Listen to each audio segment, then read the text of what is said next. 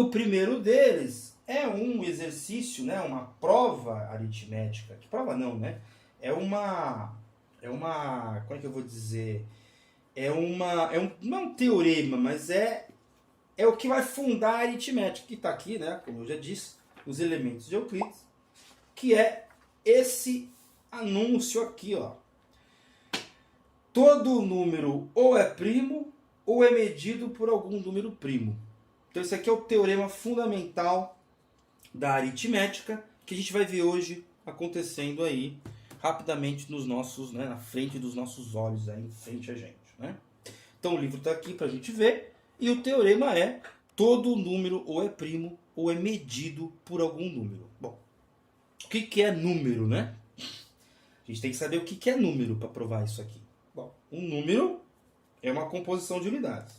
E aqui estão as unidades. Qual é a medida dessas unidades? Não importa. Importa que elas são unidades. Mas quem falou que são unidades? Eu. Começa assim, né? Começa assim. Vai dizer que não? Começa assim. Né, ó, aqui no comecinho do livro 7, ele vai dizer, né, ó, unidade é aquilo segundo o qual cada uma das coisas existentes é dita uma. Eu estou dizendo que isso aqui é uma unidade, é uma unidade. Acabou. Ponto. Não tem o que discutir. E o número? O número é a quantidade composta de unidades. Então, de certa forma, isso aqui é um número, né? Claro que o número é mais organizado do que isso, né? Mas é interessante dizer o seguinte: esse é o nosso enunciado a ser provado, que todo número ou é primo, ou é composto, né, ou é medido, perdão, por algum número primo. Bom, vamos começar aqui, né? Vamos começar a tentar provar isso aqui. Primeiro número, 1. Tem um problema aqui, né? Tem um problema aqui. Isso aqui é número? Segundo a definição, não é número. Não é número. Por quê? Porque ele não está composto por nada. Ele é a própria unidade, então ele não pode ser número. Lembra, né? Ó, o que é o número? O número é a quantidade composta de unidades. Então, o número 1 não é número. Não pode ser, né? Porque se for número, se o 1 for número, se a própria unidade for número, eu preciso reformular o conceito de número. E aí o próprio Lacan, né? Eu sei que eu falei que ia filosofar muito, mas aqui eu me lembrei disso aqui, que eu estava preparando, né? Vai falar assim, ó: espero que aqueles dentre vocês que se interessam por esse tema, qual o tema? Matemática, tenham tomado consciência de que não é possível qualquer dedução empírica da noção de número. Eu desconfio dessa afirmação do Lacan, né? Está aqui no livro O Mito Individual do Neurótico. Eu acho que está errado, né? É aqui onde a matemática começa a se, né? Ou melhor dizendo, é onde o Lacan começa a se distanciar da matemática, pelo menos matemática propriamente dita, mas não dos matemas. Mas isso é outro papo, né? O que eu quero dizer é o seguinte, olha: o 1, que é a própria unidade, não pode ser número. Eu não sei o que o 1 é, mas o 1 não pode ser número. E o 0? E o 0? O 0 também não, porque seria, né, a ausência de unidades. E não pode ser nem ausência, nem uma única unidade. Tem que ser uma composição. Então, ó, o primeiro número é o 2. Que é primo, inclusive. Mas por que é primo? Porque não tem nenhum número antes dele. Ele não é medido por nenhum outro número. Ele é o próprio, a não ser ele mesmo, né? Você pode pôr, emparelhar ele aqui, né?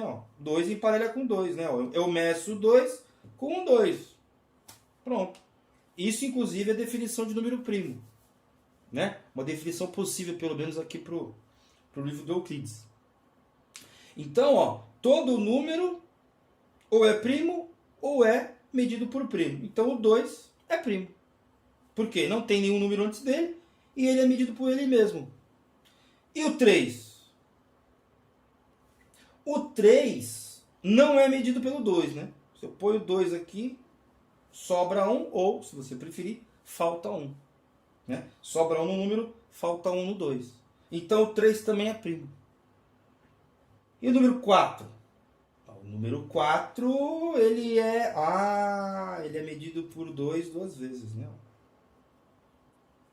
Ou se você preferir, 2 e 2. Então o 4 não é primo. Né? O 4 não é primo. Por enquanto tá valendo, né? Todo número ou é primo, ou é medido por algum primo. O 2 mede o 4.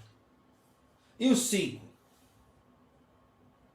2, sobra 1. E por 3? 3, sobra 2. O 4 não precisa medir, porque o 4 mesmo não é primo. Então, só sobra dizer que o 5 é primo. O 6, ele pode ser medido pelo 2, né? Então, vamos fazer uma listinha. Agora eu vou fazer uma listinha. Então, ó, todo número ou é primo ou é medido por algum primo. E aí nós temos primos, o 2, o 3 e o 5, né? E os medidos, ou se você preferir, não primos, nós temos o 4 e o 6. E os não números, né? O 1. Eu preciso continuar ou eu já provei? Será que eu já provei? A gente parou no 6, né? Vou pôr o 6 aqui de novo. Como eu estava dizendo, né? Ó, o 6, ele pode ser 3 vezes 2, né? Ó, tá vendo que o 2 aparece 3 vezes? Ou o 3 aparece 2 vezes. Se eu pegar o 4, não dá. O 5 também não, porque vai sobrar 1 aqui no 6, né? Ou faltar 1 no 5. Então eu não vou conseguir medir. Mas como eu já medi o 6 pelo 2, o 6, ele não é primo, né? Aí se eu colocar o 7 aqui, agora eu vou até inverter para ficar mais fácil pra gente, né? Agora a gente não vai ter espaço. Tá aí uma limitação da geometria, né? Eu preciso construir as coisas. Então eu tenho aqui 2, 4, 6, 7. O 7, ele é primo ou ele é um número medido, né? Ou seja, um não primo. E lembrando que o não número, por enquanto, é o 1, né? E aí, no caso, o 0 também, né? Porque o 0 é um símbolo que... inclusive, se eu quiser pôr, eu ponho infinito, né? Por que o infinito? É simples, né? Se eu colocar o infinito aqui, eu posso falar assim, olha, eu tenho um número muito grande. Um número muito grande é um número medido. É um número, aliás, desculpa. É um número ou medido ou primo. Porque eu disse qual é. Eu construí ele. Então não é infinito. Então o infinito não é número. Então o infinito não é número, o 0 não é número e o 1 não é número. Inclusive, o 1 é uma fronteira entre a linguagem e a matemática. É uma fronteira muito evidente. Né? Um carro, uma ponte, uma pessoa, uma caneta. Então, uma, é um artigo ali indefinido. Né? Mas o 1 na matemática não pode ser número. Desculpa, 1 na geometria. Né? 1 na geometria, segundo essa definição de Euclides. Não pode ser número. É a própria unidade. O primeiro número é o 2, que é primo. Aí o 3 e tal. Né? Lembrando que o 2 ele é múltiplo de todos os pares. Né? Múltiplo, não, perdão. Ele mede todos os números pares. O 4, o 6. Né? Então eu não preciso nem mais pegar número par. Mas, voltamos ao número 7. O número 7 é primo ou ele é não primo, né? Ou seja, ou ele é medido. Bom, eu vou segregando aqui, né? 2, 4, 6, 7. Sobrou 1, então não é por 2. Se for por 3, sobrou 1 também. Não é por 3. 5, que é primo. 5, sobrou 2. Inclusive isso aqui é uma conjectura de Goldbach, né? Não, esquece. Não. Esquece. E, 5 é 2. 6 eu não posso medir. Então, sobrou 7. Voltamos para o 7. Então, o 7 é primo. E o 8? Não precisamos medir o 8, porque já vai medir pelo 2. Então, eu já vou para o 9. Vai medir o 2? Vai medir o 9? O 2 não vai medir o 9. É ímpar, né? Qualquer número ímpar sempre vai sobrar 1. Inclusive a gente vai ver, né, nas próximas provas aí, a gente vai ver exatamente isso. Todo número par, não vai ser, aliás, todo número ímpar, né, é um número que falta, é um múltiplo de 2 que tem ali um a mais ou então um a menos, né. Mas vou pensar em um a mais. Mas enfim. Então o 9, voltando ao 9, ó. 3, o 2 não mede o 9. Ah, o 3 mede o 9. Então o 9 não é primo. Aqui a gente pode pôr o 10, que é par. E o 11, vamos ver o 11. O 11 são mais 2 aqui. Eu já sei que não vai medir o 2, porque é ímpar. Né? O 2 não vai medir porque é ímpar. O 3 não mediu. O 5, vamos ver. O 5 talvez meça, hein? Vamos ver. Não, também não. O 5 não mediu. O 7, sobrou 4, não é. Aí acabou o primo por enquanto, né? Então a gente foi até o 11. Então o 11 é primo. Mas olha só que coisa, né? Coisa interessante. Como é que eu provo isso com álgebra? Eu não provo isso com álgebra. Eu provo isso com construção geométrica, com palitinho. Não tem outro jeito de provar. Mas existe um jeito da gente provar isso, né? Inclusive para números maiores, né? Porque se eu for construir tudo isso aqui, vai ficar meio complicado, que essa é uma grande vantagem da álgebra, né? É a fatoração, né? Eu pego lá um número assim, por exemplo, 100. Passo aquela linha aqui e começo, né? Começo por quem? Pelos primos. 100 é par. Então o 2 mede. Dá 50. Continua sendo par. Então o 2 mede. 25. Agora já não é mais par, é ímpar.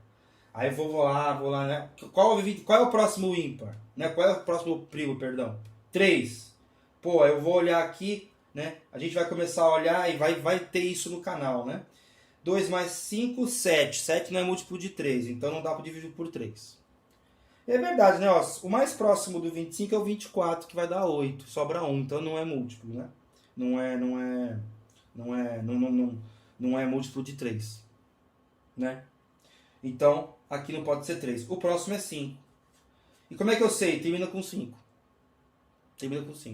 Dá quanto? 5, o próprio 5. E aí, 5 de novo. E aqui dá 1. Quando eu encontro 1, eu paro, né? A fatoração lá da escola, né? Ó. Aí eu vou lá só para ter certeza. Escrevo assim, ó. 2 vezes 2 vezes 5 vezes 5. Que vai dar, né? Ó. 4 vezes 25, 100. Então, qualquer coisa que não der aqui, eu paro de fazer porque é primo. Aliás, enquanto o número for divisível por algum primo, eu vou continuando até o número 1. Então não tem outro jeito. O nosso querido Euclides está certo. Todo número ou é primo ou é medido por algum primo. E o interessante é o seguinte, né? Tem uma coisa aqui que é legal de a gente perceber. O 100, sendo ele par, eu já parei aqui, né? Eu já não precisava ter continuado. Por quê? Como o 100 é par, ele cabe, né? O 2 cabe dentro dele 50 vezes. Né? Ó, todo número é primo ou medido por algum primo. Eu parei aqui para provar o teorema. Eu não preciso avançar. Eu parei aqui. Eu não precisava ter avançado. Porque são 50 vezes 2. 2 já é primo. Se aqui é um número... Tanto faz o número aqui. Se aqui é um número primo ou não é, não importa. Não importa. Eu já encontrei que 100